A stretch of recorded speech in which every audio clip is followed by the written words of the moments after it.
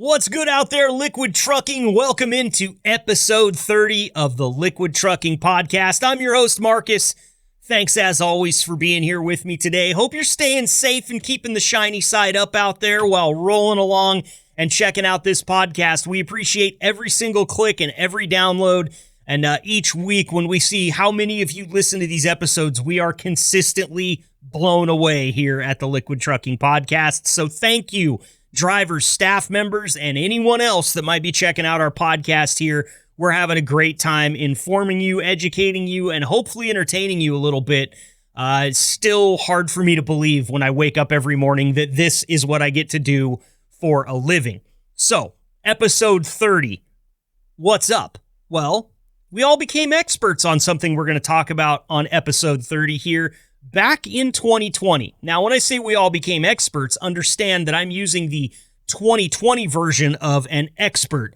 That being somebody who heard something sometime on the news and decided to make it their entire personality to try to enforce that behavior. And what that behavior had to deal with in 2020 was PPE, otherwise known as personal protection equipment. Now, obviously, it carries a lot of weight for a driver that drives for Liquid Trucking. We've got caustic chemicals, we've got corrosives, we've got flammables, we've got everything under the sun that can hurt you. And so protecting your person in any way that you can is often not only a good idea, but it's required. So we are going to bring in Safety Director Dave Blotzer and driver trainer and development leader Cole Brown here in just a few minutes to talk about the importance of PPE. What should we keep on the truck? How should we approach talking with our customers about their protocol versus our protocol? What should we wear when? All of these important questions going to be answered by a couple of guys with a ton of experience in both safety and driving and driver training. And I'm really looking forward to that. It's a great conversation, so make sure you stay tuned here in just a couple of minutes. But I got to thinking, first of all, what I realized is that PPE is an abbreviation and not an acronym. And I want to say that off the top here because I actually looked up some words that are acronyms because I like that word, acronym. I don't know why, but I've always thought it was a cool word. And I thought PPE was initially an acronym. It's really not because it doesn't form a word. It's an abbreviation. It's boring when you stack it up against acronyms, okay? I apologize for nerding out here a little bit, but I am a student of the human language, the English human language, and this type of stuff kind of blows my mind. And I know that some of you may know some of these, but I'd be surprised if you all know all of these. Here are 7 words that you probably didn't know were acronyms. Let's start down at the very bottom with one that I spent most of my life underappreciating, and that is spam, okay?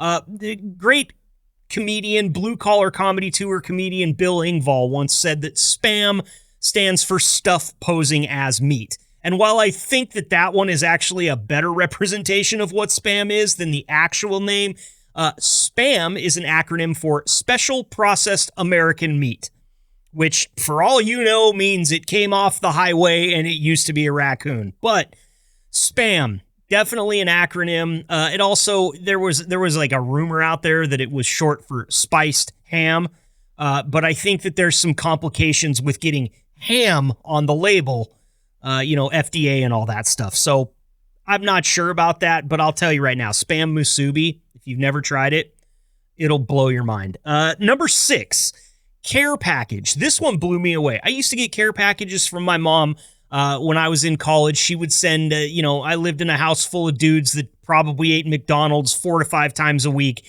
and our only intake of anything liquid was light American beer. So my mom would send care packages from time to time. She'd make us brownies, or, she'd send a gift card to Costco, something like that, so that she could just hope that I was surviving the college experience.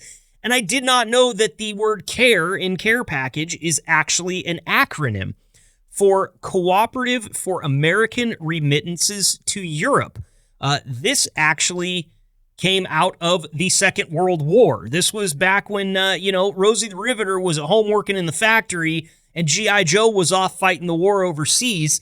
Care packages were sent from spouses to spouses overseas while they were fighting the war, and this stood for cooperative for American remittances to Europe. Pretty cool there. Here's a pretty popular one. Number 5 on the list is the taser. The word taser sounds like someone made it up to describe what happens when you tase somebody. If you've never been tased before, I have. I've been. Well, let's just say this. It was a radio bit. It was stupid. I don't recommend it. I understand those of you in law enforcement and the military have to get tased as part of your training. That's why I've always had a pretty high degree of respect for both law enforcement and the military, because I don't know how they'd put up with you if you were crying in boot camp or in the academy after you got tased. But I know how they put up with it when I did it on a radio show, and it was embarrassing. But taser, you might not have known this, stands for Thomas A. Swift Electric Rifle. The taser actually invented by Thomas A. Swift, and I think he probably had a better go at the taser than he would have in, like meteorology. You know, because Thomas A. Swift Electric Rifle kind of lends me to believe that you are going to name every cool thing that you invent after yourself. And if you were in meteorology, we would just have a bunch of Hurricane Thomas A. Swifts, and we wouldn't know which one you're talking about. So, big ups to him for inventing the taser. How about number 4? It's GIF, GIF. And this stands for Graphics Interchange Format. Now, Steve Wilhite, who's an American computer scientist, famously said back in 2013, he thinks we should all be pronouncing it GIF, like the peanut butter, rather than GIF. And I will just say that if we were to call it a graphics interchange format, then maybe he would be right. And I don't care if you're a computer scientist or not, Steve Wilhite, you got this one wrong. You should go back to computer science school and learn how to say a G. It's GIF. Don't call it a GIF. Obviously, I've got some repressed anger about that one, but let's not get into it. Number 3, radar. This one is pretty popular. Everybody kind of knows that radar stands for something.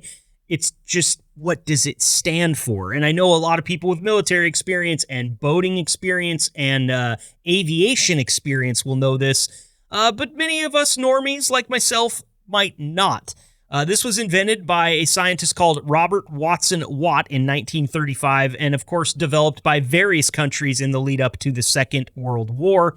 The term radar itself was coined in 1940 by the United States Navy as an acronym for Radio Detection and Ranging.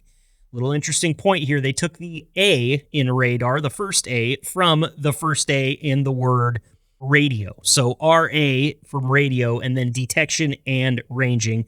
There you have it, radar, one of the most popular acronyms. Bet on it. Number 2 on the list, I love, because it's another word I really enjoy saying, and that's scuba. I'm going to go scuba. I'm a scuba. Scuba Steve. It's just a fun word. Just say it. I'm going to give you 5 seconds right now to just say it in your cab a couple of times. Do it. Are you not just a little bit happier after that 5 seconds? I know I am. Just thinking that there was maybe a minute in the day where a bunch of truck drivers turned down their radios and all just went scuba, scuba, scuba. That's good. That's going to make me happy for at least a week. But scuba actually stands for Self-Contained Underwater Breathing Apparatus, which is exactly what it says. If you've ever trained or taken a educational dive or anything like that, you'll see it written on the tanks or written on some of the equipment. But yes, scuba, self-contained underwater breathing apparatus. And finally, number 1, very similar to number 3 on the list. I don't know, Mike, you got a drum roll or something we could put in here? I feel like there's been a lot of build-up to this. Number 1 on our list of the best acronyms in no uncertain order, laser. That's right. Everyone loves a good laser, particularly in the context of a good James Bond film. I remember the Moonraker laser out of 007, the video game, GoldenEye. Yeah. Not a good name. I think we could have gone elsewhere with Moonraker. I just feel like that one's ripe for parody, but it was a sweet weapon, and it was a one-shot to all your friends when you were playing them in your living room back in the day. Of course, lasers, it can also make festivals look amazing. Have you ever been to a planetarium and watched the laser show? It's worth it. Well, while the word is familiar to us, not many people realize that laser is actually an acronym for Light Amplification by Stimulated emission of radiation. I don't know what that means. I could tell you what a laser is. If you asked me what light amplification by a stimulated emission of radiation is, I'm probably just going to lay down in the fetal position and suck my thumb, because those are too many big words back to back when you could have just said laser and we all would have been like, yeah, man, lasers are cool. All right, enough fun. We need to get to a serious conversation next up here with Safety Director Dave Blotzer and driver trainer and development leader and former liquid trucking driver Cole Brown. Let's get to it. Welcome to the gold standard of podcasts for the gold standard of drivers. This is the Liquid Trucking Podcast with your host, Marcus Bridges.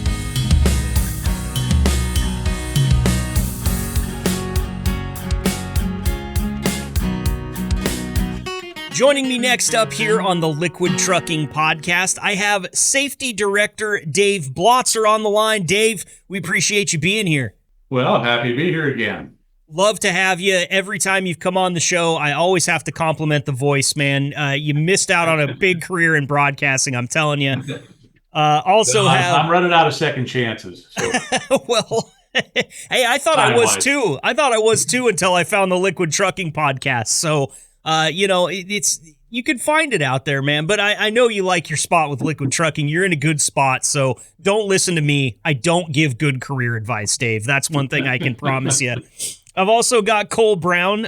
He's a driver trainer and development leader with Liquid Trucking. Cole, thanks for coming back on, man. Yes, sir. It's been a while. The last time we talked, I was still a driver. So yeah, I know. I was on the podcast anyway. Yeah, it's been a long time. In fact, the last time I texted you to ask you to come on the show, I was thinking you were a driver. So you're absolutely right, man. Congrats. Do you consider this a promotion? Is it kind of a lateral move?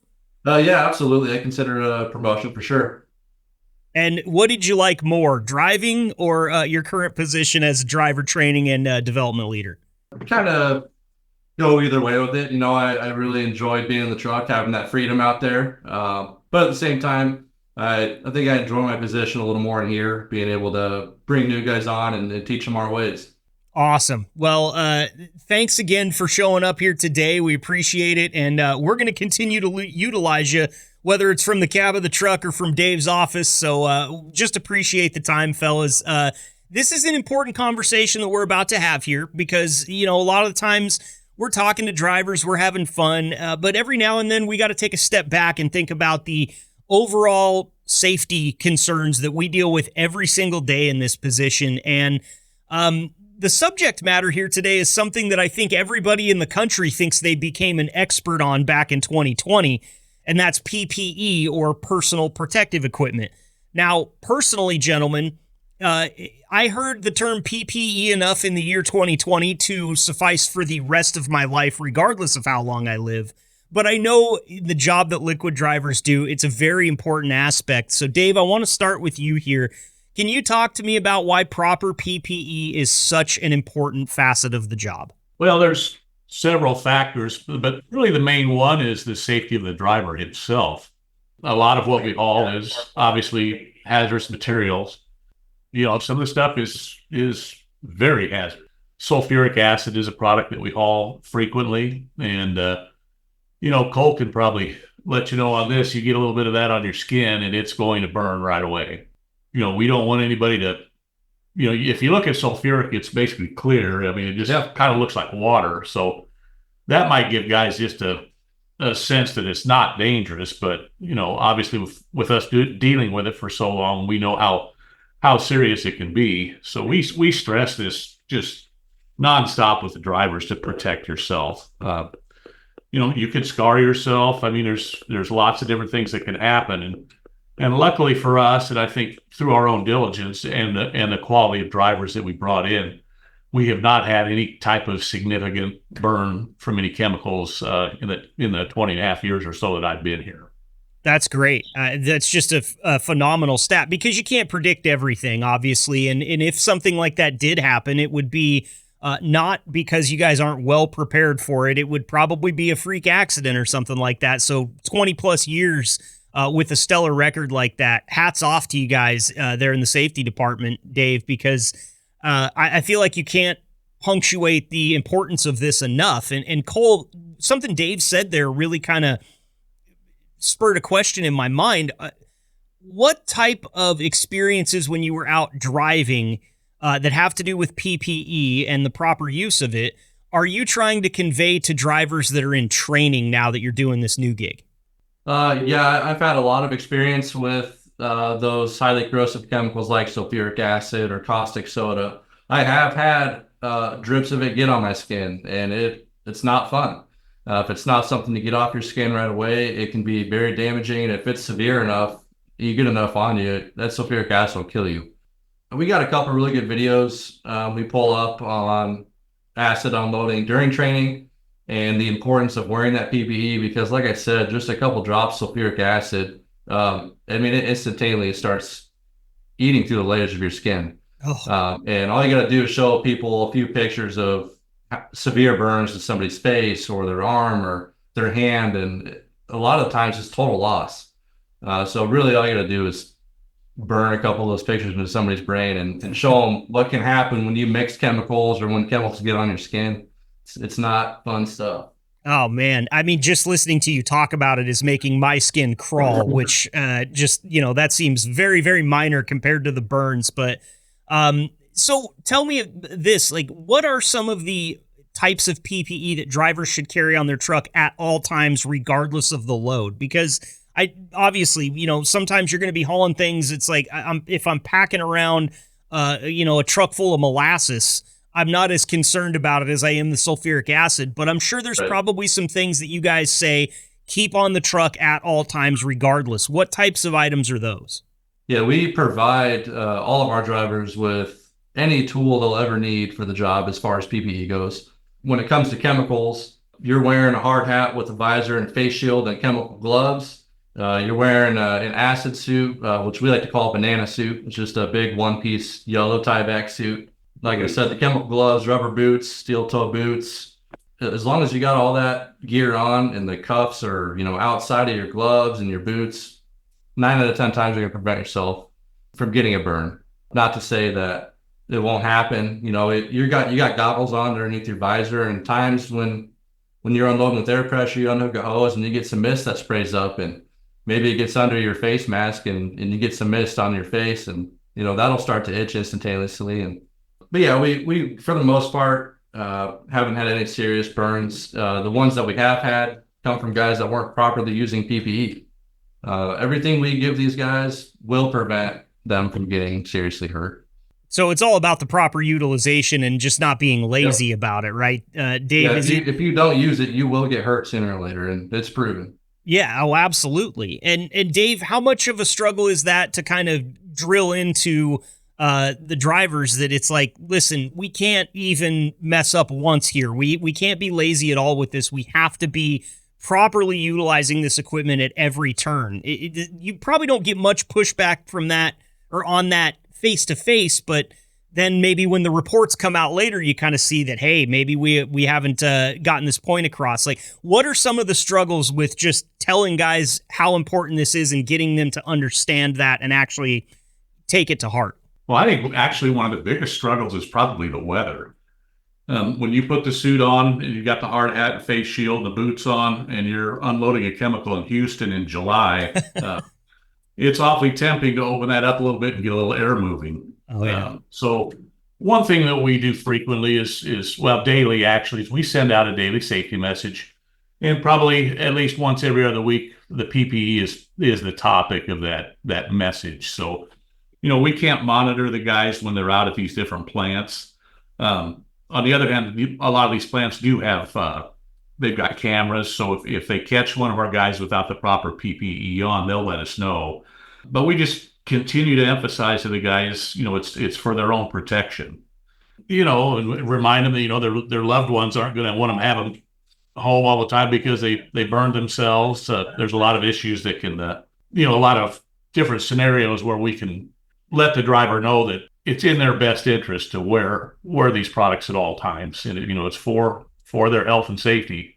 So we bring it up frequently, and Cole, and you've had Bo in on this podcast also, when those guys are training these guys, before they get out on the road. The emphasis is very, very strong on this, and it has to be with the dangers involved. Sure. I kind of want to piggyback off what Dave said there as well about customers really enforcing PPE and having cameras on site. That is the case at most of the big plants we go to, but a lot of the smaller places we're delivering these chemicals to, like caustic soda, it's going to a lot of water treatment plants in small towns.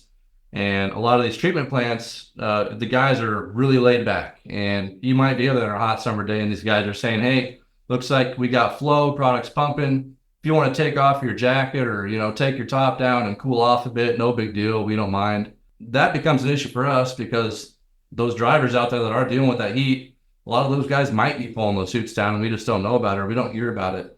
It's those times when a hose bursts or a connection breaks or a valve is faulty, something happens, you got product spraying everywhere. Those are the times when you're going to get burned.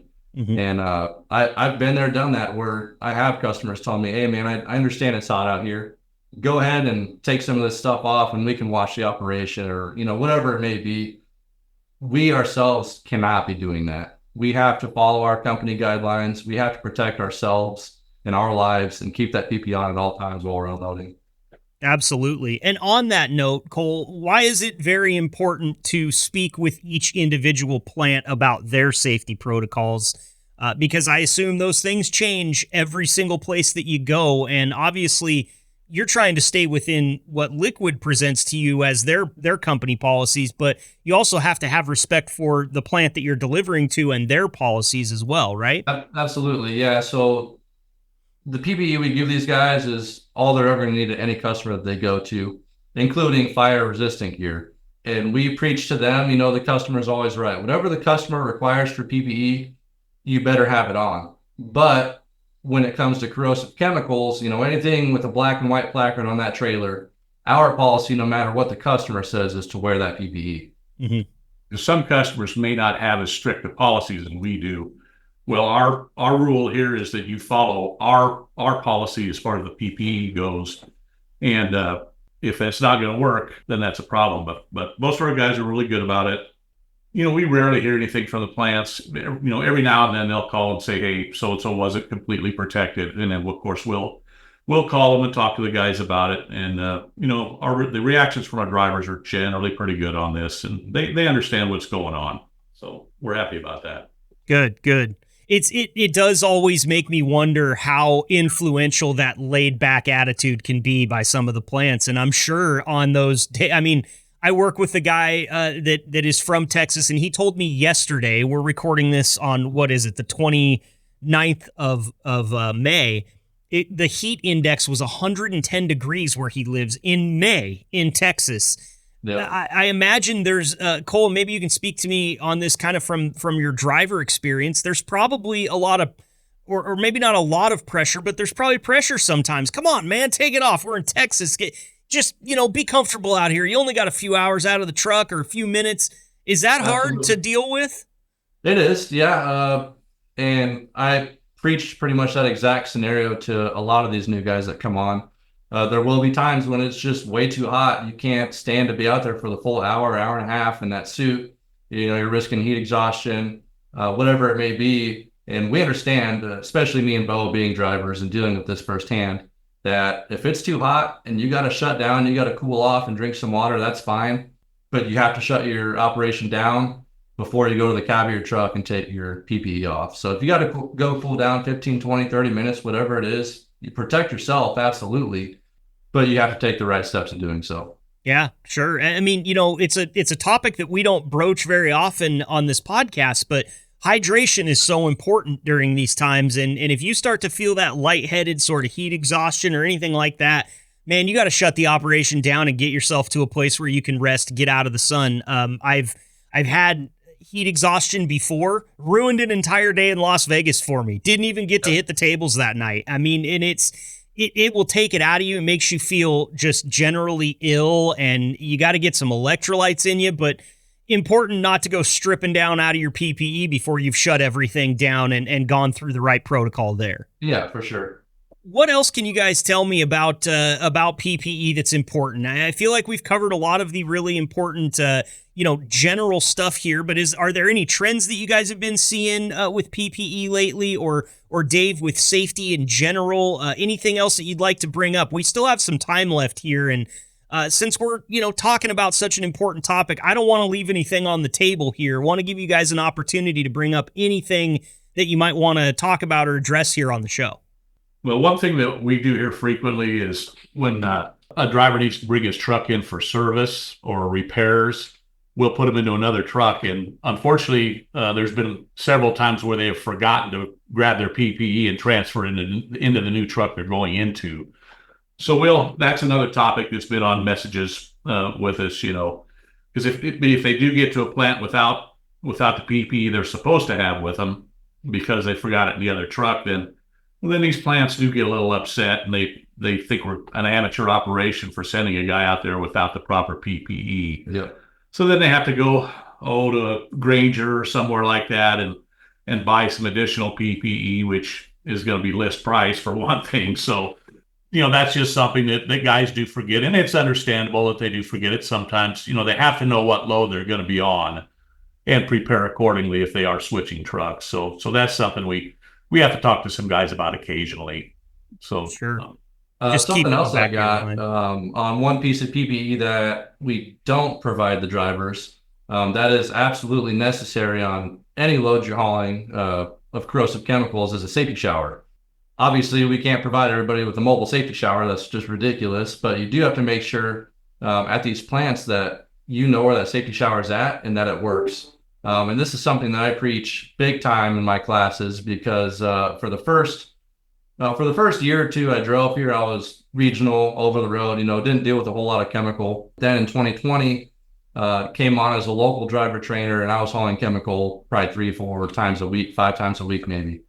So I became very familiar with a lot of these plants, and they were always showing me where the safety showers are at, but I'd never actually seen one operate, or I'd never tested one myself. So one day I finally went over to one and pulled the latch for the safety shower in the eye wash station, and some nasty brown water came out for, probably 30 to 60 seconds. And then I thought about it, I'm like, well, these things never get used. This water just sits in these pipes for years. Nobody ever tests the things. So from there on out, every load I hauled of corrosive chemical was making sure I was testing that safety shower. And 9 out of 10 times, I was probably getting brown water coming out of there. Wow. That's interesting. I mean, nobody, those eye wash stations too, I know exactly what you're talking about. They squirt water directly into your eyeballs, and old corroded water that's been sitting in pipes for 30 years ain't going to make it any better. It doesn't matter what's in your eyes at that point. I got eyes full of sulfuric acid. Let's go shove some rusty water in there. Maybe the chemical reaction will do something interesting. Maybe you see some colors, right? Yeah. Well, that's a very good little piece of advice there, because, I mean, it's just water. Like, nobody at the plant was probably ever upset for you just testing that to make sure it worked, I assume. No, that's what it's there for, yeah. Yeah, well, and it's not just the little plants that have that problem. A lot of times, some of these name brand companies, large corporations that we go to, they haven't checked those to see if they work. So it's not just a small mom and pop place. It could be a multi-million-dollar corporation. Absolutely. And I mean, that's kind of the point, right? We hope that shower never gets turned on. It means we've been doing a bunch of other stuff right. Yep. So, yeah, well, good point there. I've never thought of that before, although I do have experience with pulling the latch on one of these, as we had one in our science lab in junior high, and my teacher was gone for enough time that day for me to get curious and go back there and turn that thing on. And nothing happened. I had to spend detention with it. I had to sit back there with it for an extra half an hour that I will never get back in my time. But I had just a tiny bit of experience turning those things on. It's a little bit of fun, right? You just pull the latch, everything comes. It's like, just entertain yourself for a couple seconds. Yep. Awesome, fellas. Well, I got to thank you so much. This has been a great conversation. Before I let you go, is there anything, Dave, that you would like to say to any of the drivers that might be listening, any of the other staff, or maybe you got some family and friends out there listening? Floor is yours, my friend. Well, as far as the drivers go, we're happy to have all of them. And one thing I wanted to mention that didn't get brought up is the PPE is pretty necessary for hot products that we haul too, because we haul some products over 200 degrees. Wow. And you can get scalded pretty easily if you don't have the PPE on for those items also. So, but our guys do a good job. We think they've been trained well and understand the points we're trying to get across when it comes to the PPE, and hopefully that will continue into the future. Absolutely. Well, here's pulling for you to have another 20 years right on top of the 20 that you've already got of that stellar safety record we were talking about earlier. Cole, how about for you, man? Anything you want, anything that didn't get talked about, or anything you want to say to anybody that might be listening? Pretty much right along with what Dave said. Everybody here generally does a really well job at wearing the correct PPE, and we don't have too many accidents, knock on wood. But just a reminder, if you see that black and white corrosive placard on your trailer, better be suited up every time. Yeah, don't take any shortcuts. That's really very, very important. Sage advice from a couple of guys with a lot of experience. That's Dave Blotzer, Safety Director for Liquid Trucking, and Cole Brown, Driver Trainer and Development Leader. Gentlemen, can't thank you enough for the time today. Hope you have a good one, all right? Thanks, Marcus. Okay, thanks, Marcus. Talk to you soon.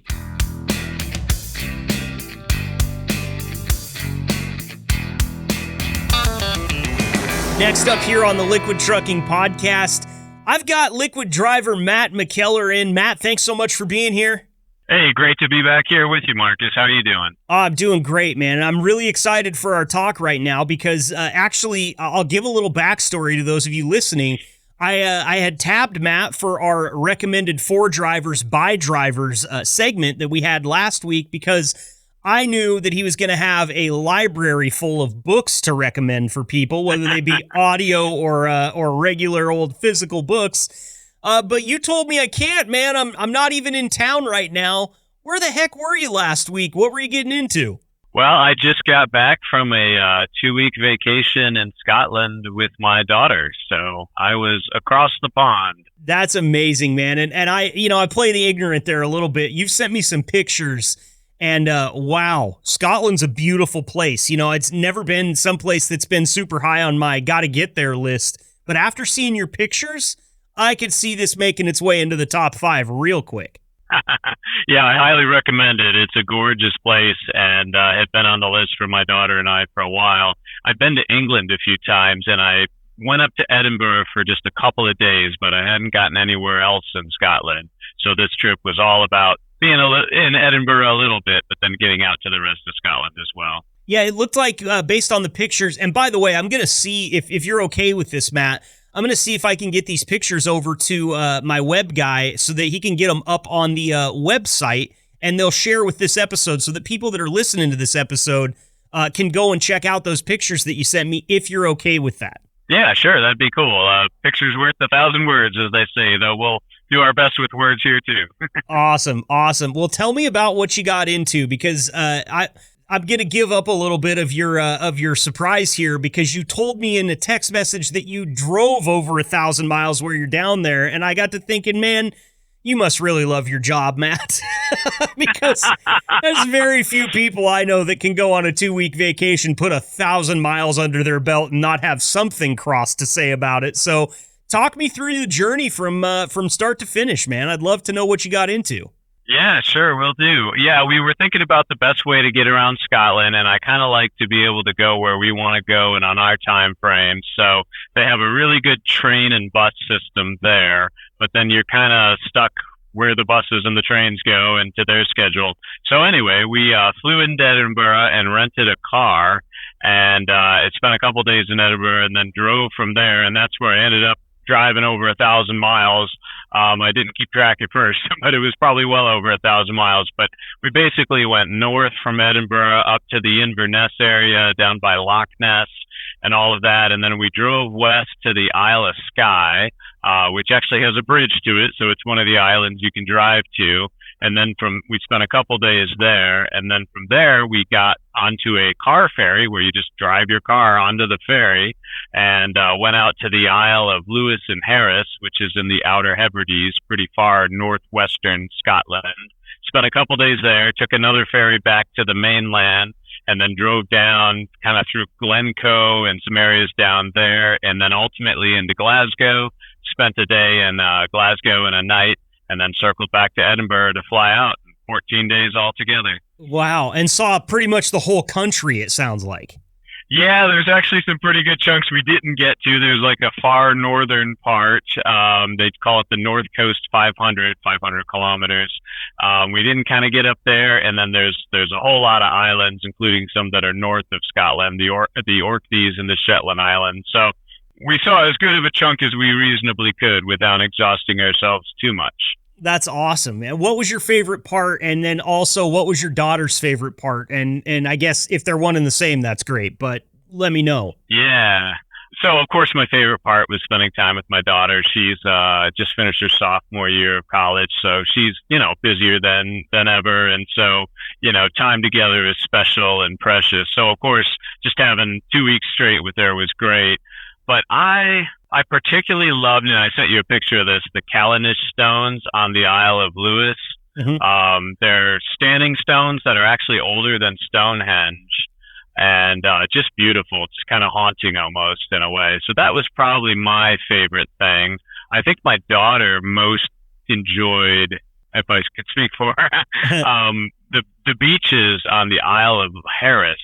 And I sent you a picture of one of these. They almost look tropical, like the water is bright turquoise, and with the tide, you have these tide pools and this really bright green, like seaweed that grows on the rocks. And, you kind of forget that you're in Scotland, other than the fact that it's like 58 degrees rather than 90 degrees, Sure. Well, I was actually going to ask about that because, I see, you're right. I'm looking at the picture right now. I see a pristine beach that, save for the rock formations and the moss, could be in Florida. I mean, it looks like you had just beautiful weather over there, but I'm used to seeing pictures of Scotland too, where things are kind of gray and dreary. So not as warm as you maybe would have liked it, but it looks like you got to stay out of the rain for at least some of it.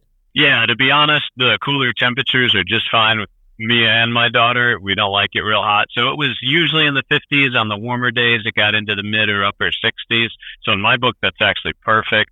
And we had actually very little rain for the first 10 days we were there. And then the last couple days, it was a little cloudier and rainier, kind of some more classic Scotland weather. And some people that I know, I was posting pictures on Facebook, and I have a few friends that live in Scotland, and they're like, this isn't typical Scottish weather. But I'd been to England before and heard the same thing and got a lot of sunshine when I was there. So I think it's all just a myth that people in the UK tell us just to keep us Americans away. Hey, I can see that. We do that up here in the Pacific Northwest. If you listen to me talk, it rains 800 inches a year and we're all saturated and angry. But I'm looking outside right now. It's 75 and beautiful. And that's most of the time when it's not just torrential downpour here. So I get that, but you got to insulate yourself from those Californians, Matt. They can get across that border so easy now, and they're just on you, That's right. You become California subsidiary there. Exactly. So I got a question here. You spent a lot of time behind the wheel on vacation to get to all those places that you wanted to go. I'm always interested in driving when it comes to a foreign country. Are you driving on the other side of the road? Are you driving on the other side of the car? What was different about the roads out there in Scotland? Yeah, so this was really interesting. There was a lot different.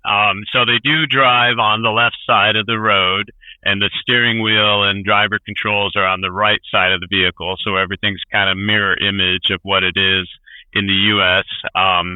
The shifter, weirdly, is on your left side. So you gotta, put it in park or reverse with your left hand. The pedals are actually in the same order, though. So the brake is on the left and the gas is on the right. So that's good, because that'd be really tricky. Dude. Now, I've driven on the other side once before in New Zealand, including in a manual transmission, where I had to shift and use the clutch and everything. That was even more exciting. I bet, man. I think about this in my frame of reference here. I'm a drummer, and I use both my feet very, you use them independently all the time. And you would think that, that's something Marcus could do because he's used to using his feet independently. No. There's still a lead foot and a follow foot, and it doesn't change for almost anybody. So I can imagine somebody that's got as many miles under their belt as you do, when you were in Australia, or New Zealand, did you say? That's probably a real adventure. Yeah, that got a bit exciting, and it was kind of a friend's car, so it was a nice car, and we drove out into the countryside, and then coming back, he's like, "Oh, I have night blindness. You need to drive." So I had to drive us back into Auckland in his manual transmission BMW. Auckland's a big city too, so it was a little bit exciting. So, did you ever have any times that you were kind of shocked back to like being present? Because the reason for the question here is when I'm driving on highways or freeways from time to time, you are listening to music, you're watching the road, you're focused in, and you kind of just go into a little bit of an autopilot mode, right? Does that happen to you when you're driving on the opposite side of the road, on the opposite side of the car, or are you just so keyed up because you're in a different scenario that you never really get into that zoned in kind of tune out mode? Yeah, by the middle point of the trip, I would say after a couple of days, I was pretty settled in and it felt pretty natural. And of course, we covered a lot of distance, so we'd get the music going and it became kind of normal. The only thing I did was keep rehearsing in my mind, like when you come to an intersection, which side of the road are you aiming for? Like if you're making a right-hand turn, you're on the left side of the road, so you're kind of swinging wide. And then if you're making a left turn, that's the tight turn, because you're staying on the same side of the road. So I kind of visualized that as much as I could, but you do get used to it. But I guess the other thing, probably more challenging for me than the driving on the opposite side of the road, was that you have one of two things in Scotland. If you're in a city area, there's all kinds of roundabouts. And of course, the roundabouts go clockwise, not counterclockwise like they do in the U.S. here. Then they also have traffic lights in the middle of some of their roundabouts. So you're dealing with a roundabout and a traffic light at the same time, which gets a little bit exciting. And then if you're outside of the cities, like especially when we got out to the islands like Skye and Harris and all that, a lot of places you have single lane roads. And they have just these little, they call them lay-bys or passing places. And, if somebody's coming head on towards you, you got to figure out which one of you has quicker access to a pullover, to a passing place, and then you get over while they pass, and then you carry on your way. So you might be zipping through some little road, and they don't really care with the speed limit at 60 miles an hour regardless. And then all of a sudden, somebody's coming head on at you, and you got one or the other of you has to get to a passing place. That is kind of hair raising. I've been in a similar scenario. The road to Hana on the island of Maui in Hawaii basically drives up the backside of a big volcano, and you're going either up or down the mountain, and you're coming to these switchbacks, and it's a 2-lane road, but where the switchbacks are, there's yield signs on either side, and the switchbacks in the middle of the turn go down to 1 lane. So not only are you coming up to a place where you might come to basically bumper to bumper with somebody where there is no room, but you also don't get to see those people coming. So it's like yield, but also just kind of guess. And dude, I mean, that was in the United States. So at least I was on the same side of the road, driving on the same side of the car.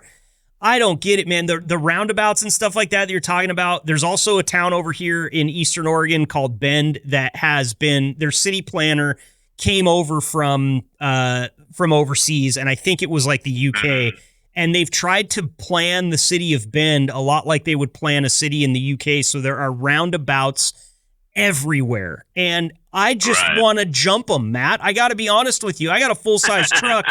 And these things are just concrete over the middle. I just want to drive right straight through. I can't imagine what you must have been thinking about coming up on a roundabout with a stoplight on it, driving on the wrong side of the road. Like, my American brain is exploding right now. I do think it's probably good for your neurological health. You have to form some new synaptic connections in order to get your mind around different spatial relationships. The thing about the roundabouts, too, is like some of them are really big and you have to slow down and there's a lot of traffic and you might have to stop and wait for a gap, which is why they have the traffic lights to actually get you a gap once in a while.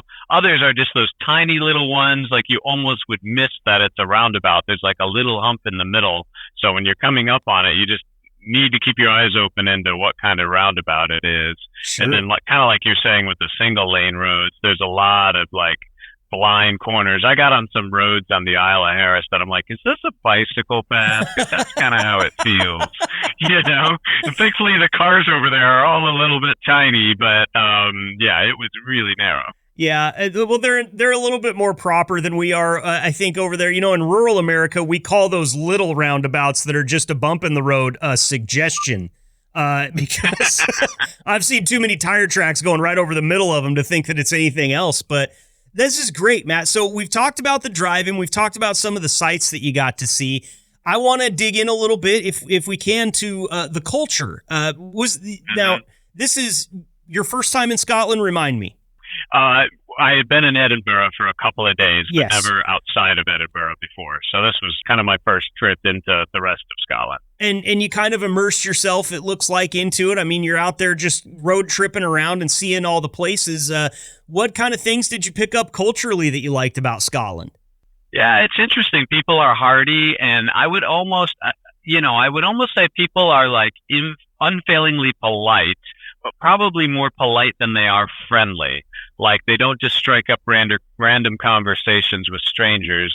Like, if you're in a restaurant dealing with the server, like, they're polite and they'll ask you, where you're coming from and chat you up a little bit, and always accommodating, never rude, that kind of thing, but not necessarily friendly and outgoing like, somebody in the Midwest might be or something like that. So that was interesting. I found another thing, kind of a cultural thing, was the tipping culture is very different.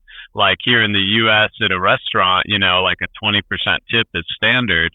In the U.K., sometimes they will just automatically put on a service charge, but it's only 10% of the bill, and then they don't even give you an opportunity to tip beyond that. Or if you do have an opportunity to tip, really the expectation is 10 to 15%. But then conversely, the service is kind of not very good. Like, they bring you your food and then you just don't see them again. There's no like stopping back to see how the food is or if you want another drink. And then the first couple of days we were with a friend of my daughter's who's from England, and I kept sitting around in restaurants waiting for the bill. And finally her friend was like, oh, in the UK, you have to ask for the bill. They're not going to bring you the bill because they consider that rude, like they're rushing you. So that was kind of nice because you never feel rushed, but you basically have to like beg to pay before you can leave, otherwise you'll just be sitting there forever. So that was interesting. That is it. It's such a big part of the culture of every country that you go to, and that's the restaurant culture, the food culture, and it's very different in the United States from what I've heard. I obviously don't have a lot of experience with this. I know Canada is pretty similar, but my wife went to Spain and Italy with her mom, and also I think they spent some time in Greece as well. And one of the three of those countries, it's actually considered offensive to tip.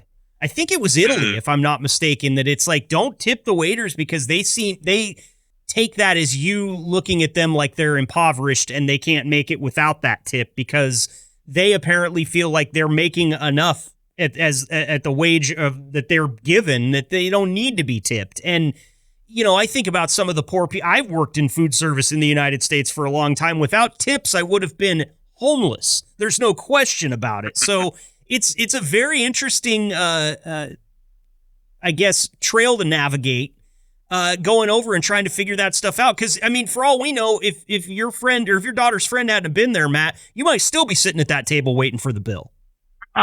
Probably. There were definitely some places that we ended up sitting at the table for like 20 minutes longer after we were done eating and all ready to go, and like one place I had to like get up and act like I was leaving before I could get the attention of somebody. But yeah, you're right. I mean, their system over there is, imagine this, like just pay food service workers a reasonable wage to begin with and not make it dependent on tips. It's an interesting way of doing it, and something to be said for it. I found, even though some of the food prices were expensive, kind of like they are everywhere, the fact that there weren't the same expectations around tipping made it pretty affordable, Mm-hmm. Yeah, absolutely. I imagine so. And we, Matt, we simply can't pay the food service workers in this country a livable wage because then we wouldn't be able to charge you $18 for a Big Mac. It'd have to be $36. So, that's, it's crazy, man, because there are some states in this union. I know some people from Idaho that worked in the food service, and by the time their tips get factored into their wages, their hourly their hourly pay will go down to like $2 an hour. It's some ridiculous low and it's that way. I know more than just Idaho. There's a lot of different states out there where they make you count your tips against your wages, and it will drop your hourly wage into 1920s numbers. And it's sad. It really is. I don't want to get into the politics of the whole thing on this show, but I'm always interested in the cultural differences because you see what it can do for not just a person or a family or a community, but for an entire country. It's like the whole culture, the way they look at that is just completely different than what it is over here. And for as great of a country as this is, sometimes those are the little things I look at and go, man, we should take a page out of Scotland's book or someplace else, because I feel bad for people in food service, man. That's a nightmare job. Yeah, especially what you're describing about your tips decreasing your base wage. Like, in my mind, the whole idea of tips should be to incentivize good service, Yep. In an ideal world, it does that. But if that also reduces your base wage, then then that works against that. Whereas in Scotland, you didn't have kind of the incentive of the tips, and the service wasn't quite as attentive, but nobody was ever rude or impolite or anything like that, and maybe it's because they have a nice steady paycheck come in. They know if they're working 8 hours, they know what they're going to make for doing that. Right. Amazing how that works. A little bit of confidence instilled in your staff, and all of a sudden things run smooth. Maybe the restaurant industry should take a page out of Liquid's book as well, because, hey, we see that all the time with Liquid. Listen to the employees, take care of them, pay them a good living wage, and all of a sudden everybody's happy. It's so funny how that works, Matt. Right. It does really make a difference. Yeah. Look at the finances, Yep. Yep. So, I saw a picture here. You said you were close to Loch Ness. I have to ask, because I just wouldn't be a true red-blooded American if I didn't. Did you see the Loch Ness Monster? We saw some ripples. We weren't quite sure, but I don't think so. We did go to, they have it's like a museum kind of / tourist trap, which there's not a lot of those there. It's not very touristy there, but it's called the Loch Ness Experience. And it's this kind of interactive museum that does a really good job of going through the history of sightings of the Loch Ness Monster and the different theories about it, and kind of showing the pros and cons and all that kind of stuff. So that was pretty interesting. And then, we went to Urquhart Castle, which is literally right on the shores of Loch Ness. So we gave a look from there, but Messi was being a little shy, I think. I get you. So the interesting question now that I have is, being from the Pacific Northwest my entire life, this is an area of the country where you are likely to run into every day somebody that seriously believes that Bigfoot is out there. And that not only is out there, he might be next door. He could just be right over that hill because we hear him, that type of thing. What are the Scottish there around Loch Ness like in that, right? Or did you really get to find out? Are there some of them that are dead straight? It is true. There's a giant monster living under that pond. Or are they kind of tongue-in-cheek in it a little bit and just having fun with the legend? I think for a significant degree, it's tongue-in-cheek and kind of fun and a good source of tourist revenue. There's a lot of folk tales and mythology in Scotland, about the Selkies and Kelpies and different creatures that possibly Loch Ness could be. So it does kind of fit in with the background of their mythological beliefs. But there are, I did hear a story at the museum thing that we went to about a guy from Scotland that came to Loch Ness in 1992 and to look for the Loch Ness Monster. And his very first year, he thought he had a sighting. He saw something he couldn't explain. So he just moved there, settled in, and he's been studying and looking for Nessie for the last 30 years, but he hasn't had another sighting. So there are some people that take it pretty seriously. They've kind of devoted their lives to studying this. Worst fishing expedition ever, huh? I mean, you don't even get a bite, man. You don't even know if it's down there.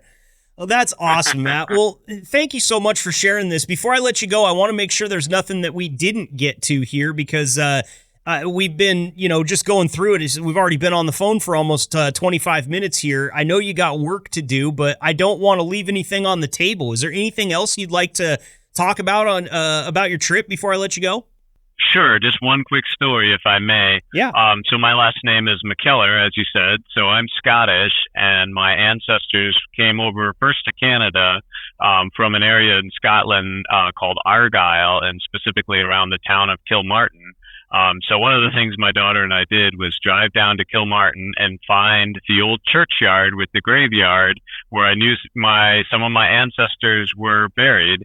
And I found the gravestone and I'd have to map it out on paper, but like my great grandfather, something in that realm, who died in 1833. Wow. And we were able to find his gravestone, which was one of those ones that lies flat in the grass.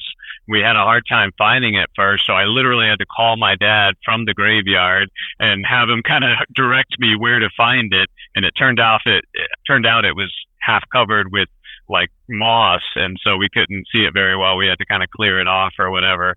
But anyways, my dad had been there to visit the grave in 93 with my grandma.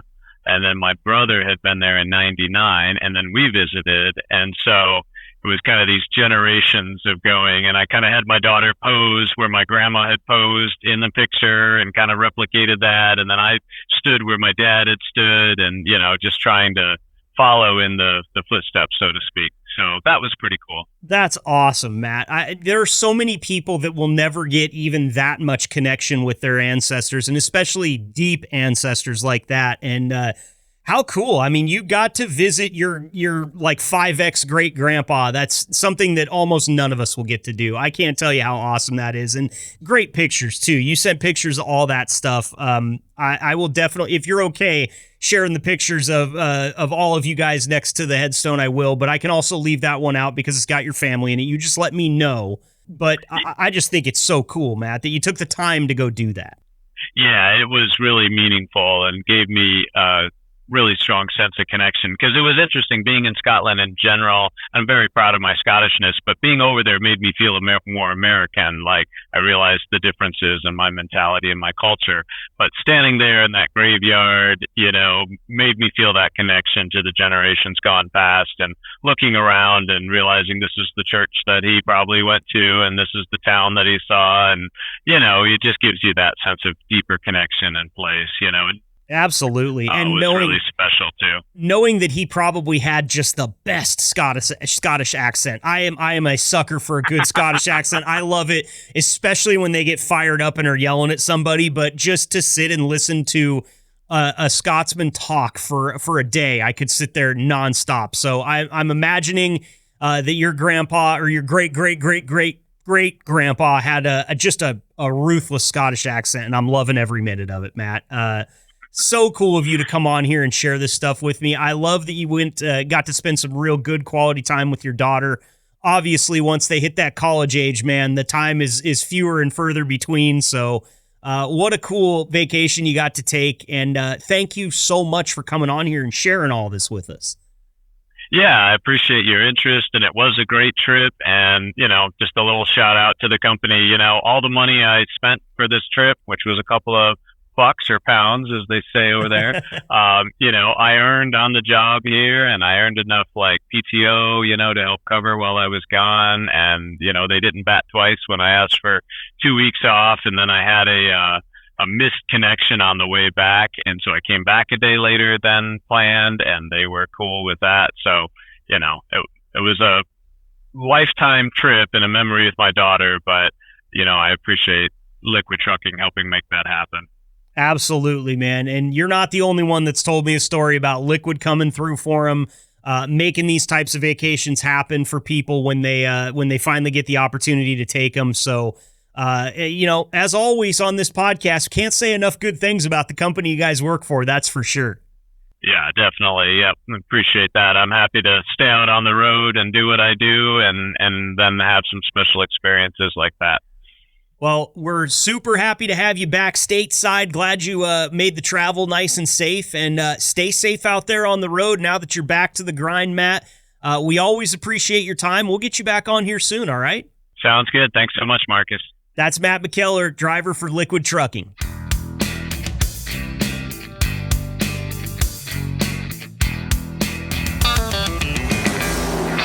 All right, Liquid Trucking, that's going to wrap it up for episode 30 of your shiny podcast. I can't call it new anymore. After being 30 episodes in, that's 30 weeks of hard charging work by my team. I will say I'm the one that gets to have the fun here. The team is the one that's really putting in the hours behind the scene. I'm the lucky one because I get to talk to all of you guys out there working for the fantastic company that is Liquid Trucking. I want to thank Cole Brown and Dave Blotzer right off the top here because they came out and gave us a great interview.